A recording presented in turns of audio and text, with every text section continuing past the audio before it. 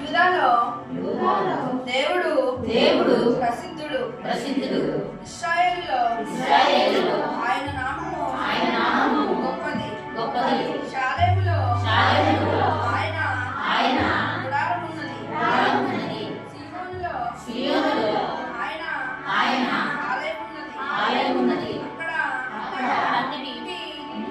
అగ్నిబాణములను కేడములను కత్తులను యుద్ధములను ఆయన ఉడగొట్టెను. దుష్ట మృగములందు పర్వతముల సౌందర్యము కంటే నీవు అధిక తేజస్సు గలవాడవు. కఠిన హృదయులు దోచుకొనబడి ఉన్నారు. వారు నిద్ర నుండి ఉన్నారు. పరాక్రమ శౌరులందరినీ